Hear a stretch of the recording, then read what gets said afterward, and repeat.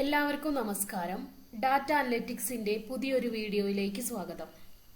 ഇന്ന് നമ്മൾ പരിചയപ്പെടാൻ പോകുന്ന ക്ലാസ് എക്സൽ ഷീറ്റിൽ നിന്നും SPSSലേക്ക് ഡാറ്റ ഇമ്പോർട്ട് ചെയ്യുന്നതിനെ പറ്റിയിട്ടാണ്. പലരും ചോദിക്കുന്ന ഒരു സ്ഥിരമായ സംശയമാണ് എക്സലിൽ നിന്ന് എങ്ങനെയാണ് ഡാറ്റ SPSSലേക്ക് ഇമ്പോർട്ട് ചെയ്യുന്നത് എന്നുള്ളതാണ്. കാരണം നമുക്ക് എല്ലാവർക്കും അറിയാം, ഇന്ന് ഡാറ്റ കളക്ട് ചെയ്യുന്നതിന്റെ ഒരു പ്രധാന മീഡിയം എന്ന് പറയുന്നത് ഗൂഗിൾ ഫോം ആണ്. ഗൂഗിൾ ഫോം വഴി കളക്ട് ചെയ്യുന്ന ഡാറ്റ എത്ര തന്നെ ആയാലും അത് നമ്മൾ ഡൗൺലോഡ് ചെയ്യുന്നത് എക്സൽ ഷീറ്റിലേക്കായിരിക്കും. അപ്പോൾ നിങ്ങൾക്കിപ്പോൾ ഇവിടെ കാണാൻ സാധിക്കുന്ന വിൻഡോയിൽ ഞാൻ ഡൗൺലോഡ് ചെയ്ത ഒരു എക്സൽ ഷീറ്റ് കാണിക്കുന്നു. എക്സൽ ഷീറ്റ് ഡൗൺലോഡ് ചെയ്തതിന് ശേഷം ഏറ്റവും ഇമ്പോർട്ടന്റ് ആയിട്ട് ശ്രദ്ധിക്കേണ്ട ഒരു പ്രധാനപ്പെട്ട കാര്യം കോഡിംഗ് പ്രോസസ്സാണ്. നമുക്കറിയാം, നമ്മുടെ ക്വസ്റ്റ്യനെയർ പ്രകാരം ഓരോ ക്വസ്റ്റ്യൻസിനെയും നമ്മൾ കോഡ് ചെയ്തിട്ടുണ്ടായിരിക്കും. ഫോർ എക്സാമ്പിൾ, ജെൻഡർ എന്ന് പറയുന്ന ഒരു വാരിയബിൾ ആണ് നിങ്ങളുടെ ഡെമോഗ്രാഫി പ്രൊഫൈലിലെ ആദ്യത്തെ വാരിയബിൾ എങ്കിൽ അത് നമ്മൾ കോഡ് ചെയ്യാൻ വേണ്ടി 1 for male, 2 for female, 3 for other category എന്ന് പറഞ്ഞ് കോഡ് ചെയ്തിട്ടുണ്ടായിരിക്കാം. ഈ കോഡിംഗ് പ്രോസസ്സ് അതുപോലെ തന്നെ നമ്മൾ എക്സലിൽ ചെയ്തിട്ടുണ്ടായിരിക്കണം. എന്നാൽ മാത്രമാണ് നമുക്ക് SPSSലേക്ക് കോപ്പി ചെയ്യുമ്പോൾ ഡാറ്റ കറക്റ്റായി അങ്ങോട്ടേക്ക് ട്രാൻസ്ഫർ ചെയ്യാൻ വേണ്ടി സാധിക്കുന്നുള്ളൂ. അപ്പൊ ഇവിടെ നിങ്ങൾക്ക് കാണാൻ സാധിക്കും, ജെൻഡർ കോഡ് ചെയ്തിട്ടുള്ളത് 2, 1 എന്നുള്ള റേഞ്ചിലാണ്. That is 1 for male, 2 for female ആണ്. അതുപോലെ ഏജ് പോളിടോമസ് ക്വസ്റ്റ്യൻ ആണ്. നമ്മൾ already dichotomous question, polytomous question, multiple response question, liquid scale questions ഒക്കെ പരിചയപ്പെട്ടതാണ്. അത് നിങ്ങൾക്ക് ആ വീഡിയോ ആവശ്യമാണെങ്കിൽ ഞാൻ ഡിസ്ക്രിപ്ഷൻ ബോക്സിൽ ലിങ്ക് കൊടുക്കാവുന്നതാണ്.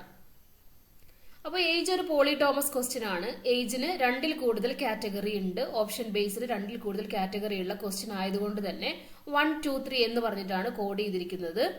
1 എന്ന് പറഞ്ഞാൽ ബിലോ 25, ദെൻ 25 to 50, എബോ 50 എന്ന് പറയുന്ന കാറ്റഗറിക്കാണ് ഏജ് ഇവിടെ റെക്കോർഡ് ചെയ്തിരിക്കുന്നത്. ദെൻ എക്സ്പീരിയൻസ് ആണ് വേറൊരു വാരിയബിൾ ആയിട്ട് എടുത്തിരിക്കുന്നത്. എക്സ്പീരിയൻസും ഇതുപോലെ 1, 2, 3 എന്ന് പറഞ്ഞ് പോളിടോമസ് ക്വസ്റ്റ്യൻ ആയിട്ടാണ് കോഡ് ചെയ്തിരിക്കുന്നത്. ഇനി ഇവിടെ ഇങ്ങോട്ടേക്ക് ശ്രദ്ധിച്ചു കഴിഞ്ഞാൽ ഫ്ലിപ്കാർട്ട്, ആമസോൺ, അജിയോ, മിന്ത്ര, മീഷോ എന്ന് പറയുന്നതിന് 1, 0 എന്ന് പറയുന്ന 2 ഓപ്ഷൻസ് ആണ് നിങ്ങൾക്ക് കാണാൻ സാധിക്കുന്നത്. 1, 0 എന്ന് പറയുന്ന ഓപ്ഷൻസ് എന്താണ് ഉദ്ദേശിക്കുന്നത് എന്നാൽ 1 എന്ന് പറഞ്ഞാൽ അത് യൂസ് ചെയ്യുന്ന ആളുകളുടെ യെസ് എന്ന് പറയുന്ന ഓപ്ഷനും 0 എന്ന് പറഞ്ഞാൽ അത് നോ എന്ന് പറയുന്ന ഓപ്ഷനുമാണ്. അങ്ങനെ ഓൺലൈൻ ഷോപ്പിംഗ് ചെയ്യുന്ന മീഡിയം എന്താണെന്ന് സെലക്ട് ചെയ്യാൻ പറയുമ്പോൾ മൾട്ടിപ്പിൾ റെസ്പോൺസ് ക്വസ്റ്റ്യൻ ആയിട്ടാണ് ഇത് കാണിച്ചിരിക്കുന്നത്.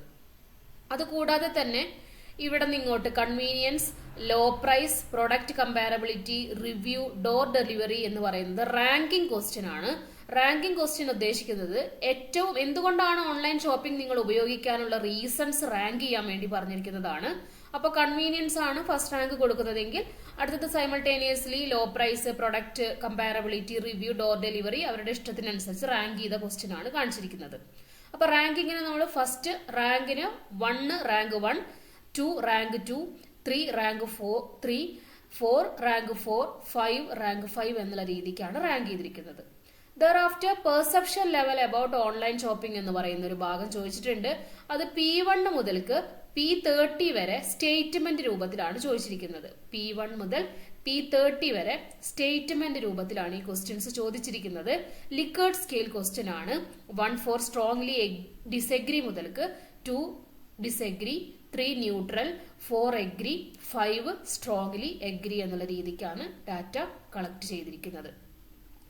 ഇത് നമ്മൾ 100 റെസ്പോണ്ടൻസിന്റെ അടുത്ത് നിന്ന് കളക്ട് ചെയ്ത ഡാറ്റയാണ് നിങ്ങൾക്ക് ഇവിടെ എക്സൽ ഷീറ്റിൽ ഡൗൺലോഡ് ചെയ്തതായിട്ട് കാണുന്നത്. എക്സൽ ഷീറ്റിൽ ഡൗൺലോഡ് ചെയ്യുന്ന സമയത്ത് ഞാൻ നേരത്തെ പറഞ്ഞതുപോലെ തന്നെ ചില സാഹചര്യങ്ങളിൽ ഇപ്പോൾ 5 ഫോർ സ്ട്രോങ്ലി എഗ്രി എന്നായിരിക്കും ഇവിടെ ടൈപ്പ് ചെയ്ത പോലെ ആയിരിക്കും ഉണ്ടാവുക. അതൊരു സ്ട്രിംഗ് വാരിയബിൾ ആണ്. അപ്പൊ സ്ട്രിംഗ് വാരിയബിളിനെ നമ്മൾ എന്തിലേക്ക് കൺവേർട്ട് ചെയ്യണം? ന്യൂമറിക് വാരിയബിൾ ആയിട്ട് കൺവേർട്ട് ചെയ്യണം. അതിനാണ് നമ്മൾ കോഡിംഗ് എന്ന് പറയുന്ന പ്രോസസ്സ് ചെയ്യുന്നത്. സ്ട്രോങ്ലി എഗ്രി എന്ന് പറയുന്നതിന് നമ്മൾ 5 എന്ന് പറയുന്ന കോഡ് ഉപയോഗിച്ച് ന്യൂമറിക് വാരിയബിൾ ആയി കൺവേർട്ട് ചെയ്യുന്നു. അല്ലെങ്കിൽ എഗ്രി എന്ന് പറയുന്നതിനെ 4 എന്ന് പറയുന്ന കോഡിംഗ് ഉപയോഗിച്ച് അതിനെ ന്യൂമറിക് വാരിയബിൾ ആയിട്ട് കൺവേർട്ട് ചെയ്യുന്നു. ഇങ്ങനെ എല്ലാ വാരിയബിൾസിനെയും ന്യൂമറിക് ഡിജിറ്റിലേക്ക് കൺവേർട്ട് ചെയ്തതിന് ശേഷം കോഡിംഗ് പ്രോസസ്സ് കംപ്ലീറ്റ് ആയിട്ടാണ് നമ്മൾ എന്തിലേക്ക് മാറ്റുന്നത്? SPSSലേക്ക് മാറ്റുന്നത്. എന്നാൽ മാത്രമാണ് നമുക്ക് എളുപ്പത്തിൽ SPSSൽ അനാലിസിസ് ചെയ്യാൻ പോസിബിൾ ആവുന്നുള്ളൂ. സ്ട്രിംഗ് വാരിയബിൾ SPSSൽ അനാലിസിസ് ചെയ്യുമ്പോൾ നമുക്ക് ന്യൂമറിക്കൽ അനാലിസിസ് ഒന്നും തന്നെ പോസിബിൾ ആവുന്നില്ല. ഓക്കെ, ഇനി എങ്ങനെയാണ് ഇതിന്റെ സ്റ്റെപ്സ് എന്ന് പറയാം. ഫസ്റ്റ് നമ്മൾക്ക് വേണ്ട ഡാറ്റ ഷീറ്റ് കംപ്ലീറ്റ് കോപ്പി ചെയ്യുന്നു. ആദ്യം നമ്മൾക്ക് കാണാം ഫസ്റ്റ് ജെൻഡർ, ഏജ്, എക്സ്പീരിയൻസ് എന്ന് പറയുന്ന വാരിയബിളിന്റെ നെയിം ആണ്. അത് നമുക്ക് ആവശ്യമായി വരുന്നില്ല. അത് നമുക്ക് അവിടെ വാരിയബിൾ വ്യൂവിൽ എഡിറ്റിംഗ് ചെയ്യുമ്പോഴാണ് വേണ്ടത്. ഇവിടെ നമുക്ക് എന്ത് ചെയ്യാൻ വേണ്ടി സാധിക്കും? ഡാറ്റയാണ് ആവശ്യം. ആയതുകൊണ്ട് ഡാറ്റ കംപ്ലീറ്റ് സെലക്ട് ചെയ്യും.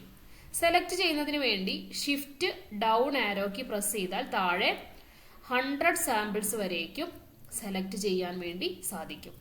ഇനി അതേപോലെ തന്നെ റൈറ്റ് ഷിഫ്റ്റ് പ്രസ് ചെയ്തുകൊണ്ട് തന്നെ റൈറ്റ് ആരോക്ക് പ്രസ് ചെയ്യുമ്പോൾ നമുക്ക് ലാസ്റ്റ് ഡാറ്റ വരേക്കും 30 വരേക്കും സെലക്ട് ചെയ്യാൻ വേണ്ടി സാധിക്കും. ഇനി നമുക്ക് മനസ്സിലാവും ഇതെല്ലാം ഒരു ബ്ലൂ കളറിൽ കാണാൻ സാധിക്കുന്നു. Thereafter കൺട്രോൾ C പ്രസ് ചെയ്യുന്നു. കൺട്രോൾ C പ്രസ് ചെയ്യുമ്പോൾ നമുക്കറിയാം എക്സലിൽ കോപ്പി ചെയ്യുമ്പോൾ ചുറ്റുഭാഗവും ഇങ്ങനെ ബ്രൈറ്റ് ആയിട്ട് കാണാൻ വേണ്ടി സാധിക്കും. കൺട്രോൾ C ചെയ്തതിനു ശേഷം നമുക്കൊരു SPSS പുതിയ വിൻഡോ ഓപ്പൺ ചെയ്യാം. ഇതാണ് SPSSന്റെ ഒരു പുതിയ വിൻഡോ. നമ്മൾ കഴിഞ്ഞ ക്ലാസ്സിൽ പരിചയപ്പെട്ടതാണ്. SPSSന്റെ വിൻഡോയിലുള്ള വ്യൂകളും കാര്യങ്ങളൊക്കെ. ആ വീഡിയോ കാണാത്തവർക്ക് വേണ്ടി ആ വീഡിയോന്റെ ലിങ്ക് ഞാൻ ഡിസ്ക്രിപ്ഷൻ ബോക്സിൽ കൊടുക്കാം. ഇനി ഇതിൽ ഡാറ്റ വ്യൂ ഉണ്ട്. നമ്മൾ കഴിഞ്ഞ ക്ലാസ്സിൽ പരിചയപ്പെട്ടതാണ്. ഡാറ്റ വ്യൂവിന്റെ വിൻഡോയിൽ നമ്മളൊരു ഫസ്റ്റ് കോളത്തിൽ വെച്ച് കൺട്രോൾ V പ്രസ് ചെയ്യുമ്പോൾ നമുക്ക് ആ ഡാറ്റ അവിടെ മുഴുവനായും പേസ്റ്റ് ആയി കിട്ടുന്നു. നമ്മൾ കാണുന്നത് പോലെ തന്നെ നമുക്ക് എല്ലാ ഡാറ്റയും അതുപോലെ തന്നെ 100 സാമ്പിൾസിന്റെ ഡാറ്റ വളരെ വ്യക്തമായ രീതിയിൽ ഇവിടെ പേസ്റ്റ് ആയി കാണുന്നുണ്ട്. ഈ ന്യൂമറിക്കൽ ഡിജിറ്റ് അഥവാ കോഡിംഗ് പ്രോസസ്സ് കഴിഞ്ഞതിന് ശേഷമാണ് നമുക്കിവിടെ ഡാറ്റ വ്യൂ കറക്റ്റ് ആയി കാണാൻ സാധിക്കുന്നത്. ഇനി നെക്സ്റ്റ് ആണ് നമ്മൾക്ക് ഇവിടെ വാരിയബിൾസ് ഓരോന്നായിട്ട് ആഡ് ചെയ്യണം. അപ്പൊ വാരിയബിൾസ് ആഡ് ചെയ്യാൻ വേണ്ടിയിട്ട് നമുക്ക് വാരിയബിൾ വ്യൂവിലേക്കാണ് പോവേണ്ടത്. അപ്പൊ ഫസ്റ്റത്തെ വാരിയബിൾ ഏതായിരുന്നു? നമ്മുടെ ജെൻഡർ ആയിരുന്നു. ആയതുകൊണ്ട് ജെൻഡർ എന്നവിടെ ടൈപ്പ് ചെയ്യുന്നു. ജെൻഡർ ടൈപ്പ് ചെയ്തതിന് ശേഷം ദിസ് ഇസ് വാരിയബിൾ നെയിം. ഇനി നമുക്ക് എന്ത് കൊടുക്കണം? വാരിയബിളിന് ഒരു ലേബൽ കൊടുക്കണം. അപ്പോ ജെൻഡർ ഓഫ് ദ റെസ്പോണ്ടന്റ് എന്ന് പറഞ്ഞിട്ട് നമുക്ക് ലേബൽ ആഡ് ചെയ്യുന്നു. അതിനുശേഷം വളരെ ഇമ്പോർട്ടന്റ് ആയതാണ് വാല്യൂസ്. അതൊക്കെ കഴിഞ്ഞ ക്ലാസ്സിൽ പറഞ്ഞതാണ്. ഒന്നുകൂടി നമുക്ക് വാല്യൂസ് ആഡ് ചെയ്യാം. 1 for മെയിൽ എന്നായിരുന്നു, 2 for ഫീമെയിൽ എന്നായിരുന്നു നമ്മൾ ക്വസ്റ്റ്യനെയറിൽ കൊടുത്തത്. ക്വസ്റ്റ്യനെയറിൽ എന്തൊക്കെയാണോ വാല്യൂസ് കൊടുത്തത് അതുപോലെ തന്നെ ഇവിടെ വാരിയബിൾ വ്യൂവിൽ വാല്യൂസ് ഇൻസേർട്ട് ചെയ്യണം. ദെൻ ഓക്കെ കൊടുക്കുന്നു. ഇനി നമുക്ക് വേണ്ടത് മെഷർ ആണ്. മെഷറിൽ നമുക്ക് ഇത് നോമിനൽ വാരിയബിൾ ആണ്. ജെൻഡർ എന്ന് പറഞ്ഞാൽ ഒരു വ്യക്തി ഐഡന്റിഫൈ ചെയ്യാനുള്ള വാരിയബിൾ ആണ്. ആയതുകൊണ്ട് it is a nominal. Scales of measurement. Scales of മെഷർമെന്റിന്റെ ക്ലാസ് കേൾക്കാത്ത ആളുകൾക്ക് അതിന്റെ ലിങ്കും ഡിസ്ക്രിപ്ഷൻ ബോക്സിൽ കൊടുക്കാവുന്നതാണ്. നമ്മുടെ ചാനലിൽ കൊടുത്തിട്ടുണ്ട്. ദെൻ നമുക്ക് ഡാറ്റ വ്യൂവിൽ നോക്കിക്കഴിഞ്ഞാൽ ഇപ്പോൾ അവിടെ വാരിയബിൾ എന്നുള്ളതിന് പകരം ജെൻഡർ എന്ന് പറയുന്ന പേര് വന്നിട്ടുണ്ടായിരിക്കും. ഇനി നമ്മൾ ചെയ്തിരിക്കുന്ന കാര്യം ശരിയാണോ നോക്കാൻ വേണ്ടി നമുക്ക് ഇവിടെ ക്ലിക്ക് ചെയ്ത് കഴിഞ്ഞാൽ 2 എന്ന് പറയുന്നതൊക്കെ ഫീമെയിൽ ആയി മാറി, 1 എന്ന് പറയുന്നതൊക്കെ മെയിൽ ആയി മാറി, അഗെയിൻ 2 ഫീമെയിൽ, മെയിൽ എന്ന് പറഞ്ഞിട്ട് നമുക്ക് ആ വാരിയബിളിന്റെ ലേബൽസും അവിടെ കാണാൻ വേണ്ടി സാധിക്കും. ഇതുപോലെ നമുക്ക് എല്ലാ വാരിയബിൾസിനെയും കംപ്ലീറ്റ് ചേഞ്ച് ചെയ്യാം. അടുത്തതായിട്ട് നമുക്ക് ഏജ് എന്ന് പറയുന്നതിനെ മാറ്റുന്നു. അപ്പോൾ ഇവിടെ നമുക്ക് വിശദമായിട്ട് ലേബലില് ഏജ് ഓഫ് ദ റെസ്പോണ്ടന്റ് എന്ന് ടൈപ്പ് ചെയ്യാൻ വേണ്ടി സാധിക്കും. അതിനുശേഷം വാല്യൂസിൽ 1 for below 25, then add, then 2 for 25 to 50, then add, then 3 for above 50. This is the 3 categories of age. Then okay. Thereafter it is also the measure of nominal variable. അപ്പോൾ measure select ചെയ്യുക എന്നുള്ളതാണ് next നമ്മൾ ചെയ്യേണ്ടത്. അതിനുശേഷം നിങ്ങൾക്ക് ഏതൊക്കെ variables ആണോ നിങ്ങളുടെ സ്റ്റഡിയിൽ എടുത്തിരിക്കുന്നത് അത് മുഴുവനായിട്ടും ഇവിടെ വാരിയബിൾ വ്യൂവിൽ ടൈപ്പ് ചെയ്യണം. അപ്പൊ നമുക്ക് ഓരോ മാറ്റങ്ങളും ഡാറ്റ വ്യൂവിൽ ഇവിടെ കാണാൻ വേണ്ടി സാധിക്കും. അതിനുശേഷം ചെയ്യേണ്ട ഒരു പ്രധാനപ്പെട്ട കാര്യം നമ്മൾ കഴിഞ്ഞ ക്ലാസ്സിൽ പറഞ്ഞതാണ്, സേവ് ചെയ്യുക എന്നുള്ളത്. സേവ് ചെയ്യുന്നതിന് ഫയലില് ഒന്നുകൂടി ഞാൻ പറയുന്നു, സേവ് ആസ്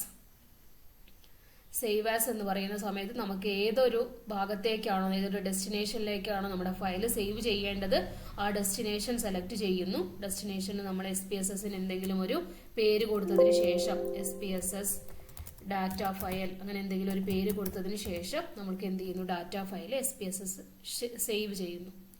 ഇനി നമ്മൾക്ക് എന്ത് മാറ്റം വരുത്തിയാലും, ഇപ്പൊ ഫോർ എക്സാമ്പിൾ അടുത്ത വാരിയബിൾ എക്സ്പീരിയൻസ് ആയിരുന്നു, അപ്പൊ എക്സ്പീരിയൻസ് എന്ന് ടൈപ്പ് ചെയ്യുന്നു.